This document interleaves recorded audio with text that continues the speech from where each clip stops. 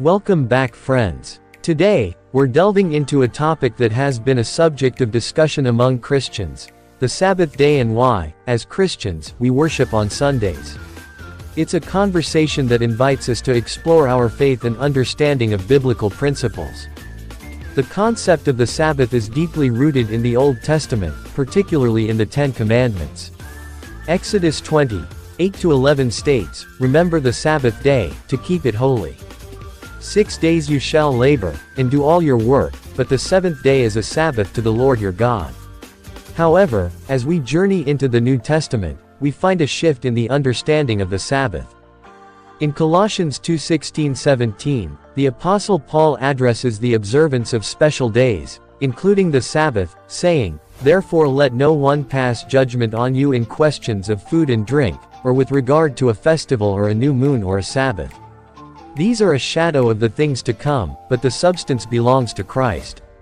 Paul emphasizes that these observances were shadows, and the substance is found in Christ.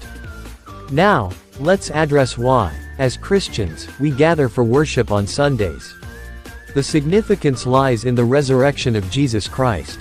Early Christians began to meet on the first day of the week, Sunday, to commemorate the resurrection, the cornerstone of our faith.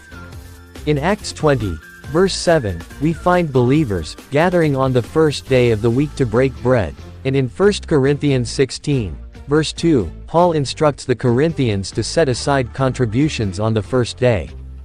It's important to note that Christian practices regarding the Sabbath may vary.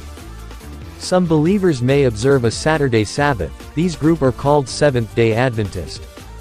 These group says that Sabbath is necessary for salvation, but that is totally wrong in the light of the Scriptures.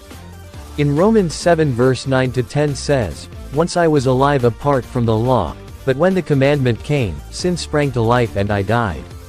I found that the very commandment that was intended to bring life actually brought death."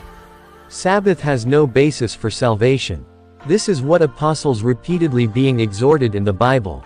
In conclusion, Sabbath is given to Israelites, it is not in the New Covenant, and Sabbath has no basis for salvation of men because according to Paul law brings death not life. And early Christians including the apostles and Paul break the bread on the first day of the week because it is the day Jesus rose from the death, and Sabbath is not supposed to be followed in the New Covenant, and it has no basis for salvation.